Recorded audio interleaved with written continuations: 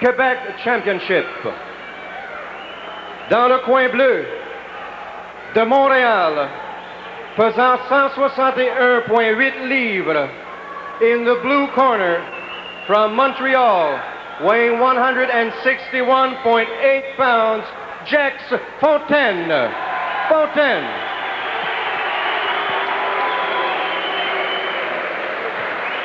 Dans le coin rouge de Montréal, pesant 161 livres. In the red corner from Montreal, weighing 161 pounds, Pietro Gigliotti. Gigliotti. L'arbitre, the referee, J.T. Will. Les juges pour le combat, the judges for this bout, Monsieur Maurice Schindler, Harry Villeneuve, et Jerry Verdon. Reminder, make sure you guys keep your kicks above the waist. In the case of a knockdown, I'll direct the standing fighter to a neutral corner. You'll stay there until I call you back. Very important. When I say break, make sure you break clean. Step back. Do not hit or kick your opponent after I say break, because there will be a foul.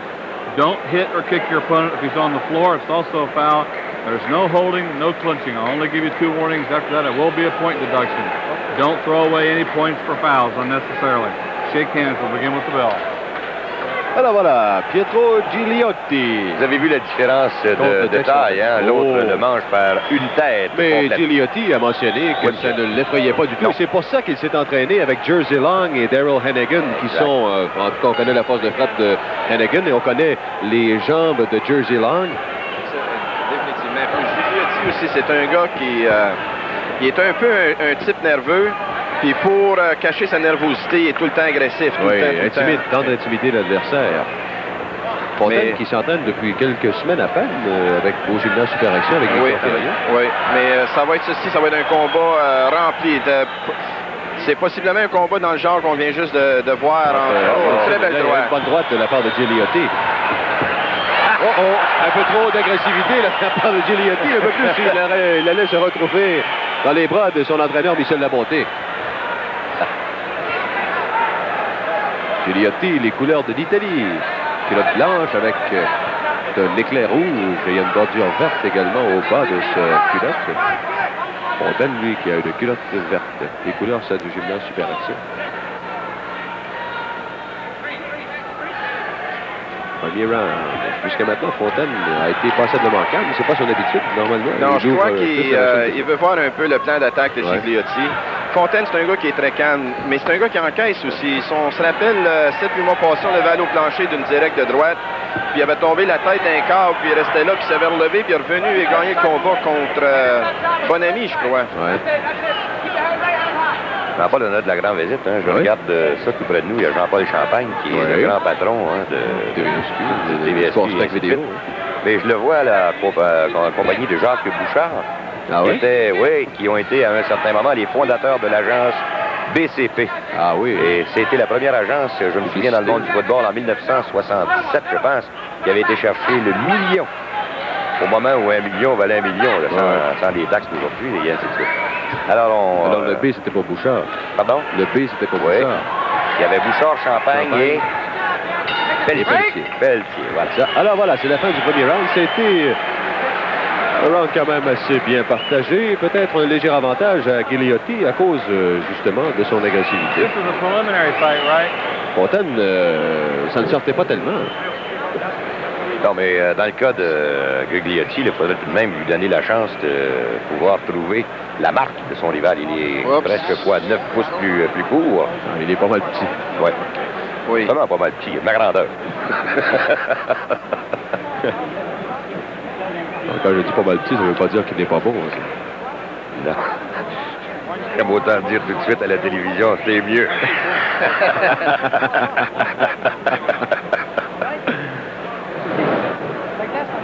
Alors on voit la bonté, Ben la bonté, dit le beau-père, Michel, dans le coin de Gigliotti. Michel qui est, ou qui sera le beau-frère de Mario Cusson. C'est ça.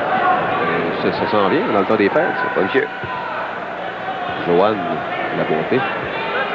Jex Fontaine qui est en vert et Gigliotti en blanc. Rouge. Et voilà. Je veux dire quelque chose, John. Je pense que Gigliotti est fatigant comme outil pour Fontaine jusqu'à maintenant. Jax ne semble pas avoir trouvé la solution de l'attaque de Gigliotti. Non, c'est parce que si concentrait son entraînement qu'il y avait un gars qui était très plus petit que lui, fine. Mais c'est que Gigliotti, lui, il sait que l'autre est grand. Puis il faut qu'il rentre dedans. C'est ça qui est pas facile. C'est ça qu'il fait. Mais il essaie, il continue à persister pour rentrer sur le reach de Fontaine. Très beau. Belle jambe, là. Il travaille bien, c'est Gigliotti, là. Ouais. Mais on a vu Fontaine qui a passé un beau coup de pied au visage de Gigliotti. Encore une fois, l'agressivité, il a glissé. Ça a déjà été mon meilleur coup. Dur de banane. Il faut se rappeler aussi que c'est... On s'était un peu pas celui-là. C'était très bas. C'était très bas. Et JT Will, quand il se lance dans un kickboxer, il le lève de terre. Là. Je soulève complètement. Je l'ai vu séparer des poids lourds. Je crois qu'il y avait 500 livres dans les bras à un moment donné. Là, puis pas de problème. Il n'a pas l'air d'un enfant d'école, c'est JT Will. Non, je voudrais pas le rencontrer par un soir de pluie, là, où est-ce que c'est qu'il n'est pas trop... Ah bon, le petit homme est plus capable, là, quoi? De bonne humeur. Ben, avec un colombage 2 par 4. Très belle droite ici de Gigliotti.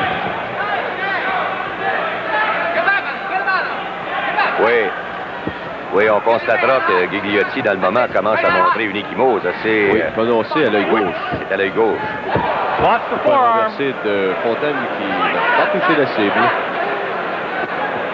Ici, il faut se rappeler que lorsqu'une personne est grand et il frappe par en bas, c'est qu'il perd un peu de pouvoir. Tu sais que le coup de pied de Fontaine a fait mal à Gigliotti, là? Oui. J'allais justement dire avant ce coup-là que Fontaine, c'était le combat qu'il paraissait le plus mal depuis que moi je le vois kickboxer ici à Montréal. Mais on dirait qu'il n'est pas réveillé encore. Non. Ça, après 2 rondes. On va voir justement Fontaine à la fin du round et ce coup de Très pied beau coup de pied, ça. qui, j'ai l'impression, a replacé un peu les choses dans ce deuxième round.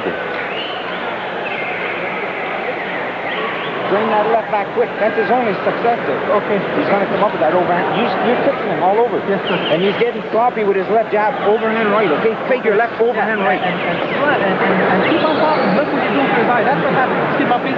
Celui-ci lui dit de faire attention lorsque tu lances ton jab, de ramener ta main gauche assez haute, mais de suivre avec ta droite. Score and get out of this. Score and get out of this. Il lui dit aussi, fais tes points, sors, fais tes points, sors. Hit and run.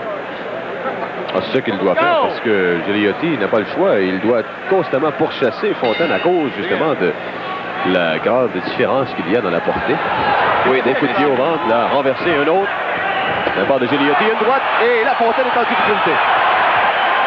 Mais on sait que Fontaine est quand même un assez solide encaisseur.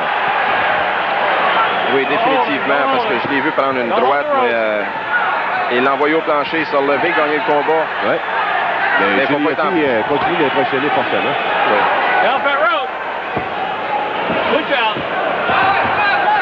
La Fontaine se doit absolument d'utiliser ses pieds pour enlever Gigliotti de là. Mais là, Gigliotti se fait un peu vider et Fontaine en profite, il le démolit présentement. Très bon coup au corps ici de Jax Fontaine. J'ai l'impression que Gigliotti manque de pétrole présentement, John.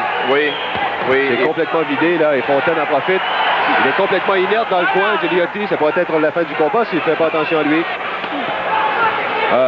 Il revient avec un crochet de gauche pour repousser un peu Fontaine. Il faut dire aussi que Fontaine a lancé 3 bons coups au corps. Oui. Et puis ça t'enlève le souffle. Et je crois que Gigliotti n'était pas prêt pour, parce qu'il a pris dans les côtes. Gigliotti il est en difficulté. On voit JT Will qui surveille l'action de très près. La fin du combat approche si Gigliotti s'en sort pas. Quel crochet maintenant de la part de Gigliotti. Et là, il a renversé la vapeur. C'est maintenant Fontaine qui est dans le coin.